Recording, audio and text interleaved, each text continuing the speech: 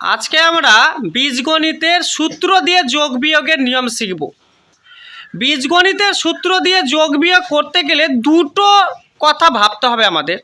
প্রথমে এই সিম্বলের কথা ভাবতে হবে, কি যোগে যোগে যোগ, বিয়োগ বিয়োগে যোগ, বিয়োগ যোগে বিয়োগ, যোগে বিয়োগে বিয়োগ। আর একটা কি ভাবতে হবে, সংখ্যার কথা ভাবতে হবে।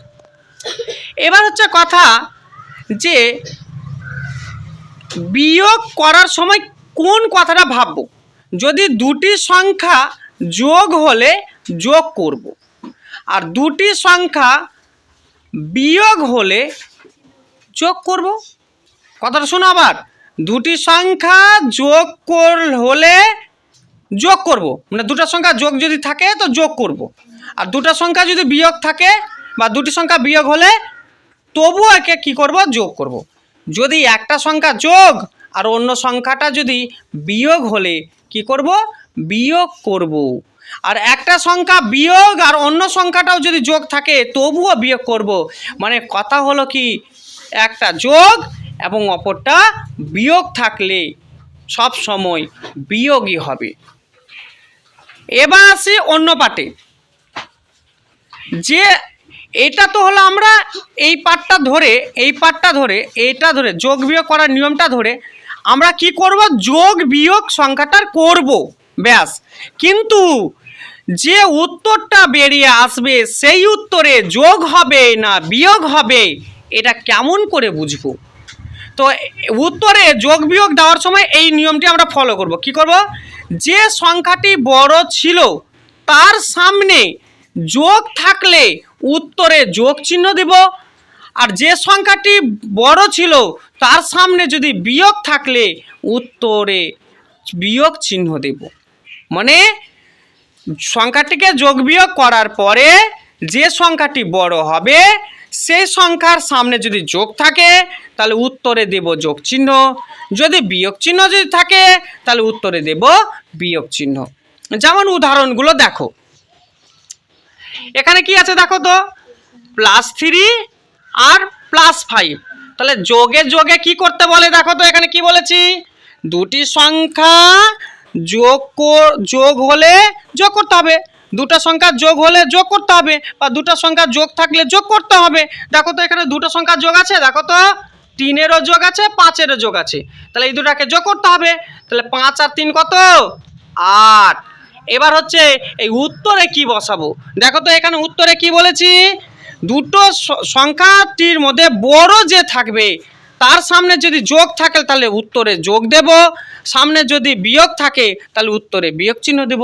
তো দেখো তো এটি সংখ্যার মধ্যে বড় সংখ্যাকে 5, তো 5-এর আগে কি আছে, যোগ, তাহলে আমাকে উত্তরে কি দিতে হবে, যোগ। তারপরে এটা দেখো, দেখো তো বিয়োগ বিয়োগ থাকলে কি করতে হয়, যোগ করতে হয়। দেখো তো এখানে বলেছি, দেখো তো দুটি সংখ্যা বিয়োগ হলে যোগ করব, মানে দুটা সংখ্যা বিয়োগ চিহ্ন থাকলে ওকে যোগ করতে হয়। দেখো তো আমি এখানে যোগ করেছি, দেখো তো 12 আর 3 যোগ করলে কত হয়, 15 হয়। এবার পালা হলো এই যে সিম্বলটা কিভাবে দেব। দেখো এখানে কি বলেছি, উত্তরের সময় যে সংখ্যাটি বড় ছিল তার সামনে যদি যোগ থাকলে উত্তরে যোগ চিহ্ন দেব, আর সংখ্যাটি যদি যে সংখ্যাটা বড় থাকবে তার সামনে যদি বিয়োগ থাকে তাহলে উত্তরে বিয়োগ চিহ্ন দেব। তো ভাবো তো এখানে কি দেব, এখানে কি বড় সংখ্যা কি আছে, 12, তো 12-এর আগে কি আছে, বিয়োগ, তাহলে উত্তরে কি হবে, বিয়োগ 15 হবে।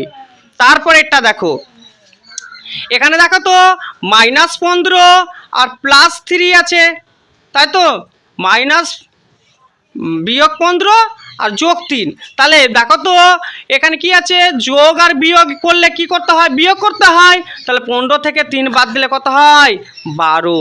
এটা লিখেছি না, একটা সংখ্যা যোগ অন্য সংখ্যা বিয়োগ হলে বিয়োগ করব।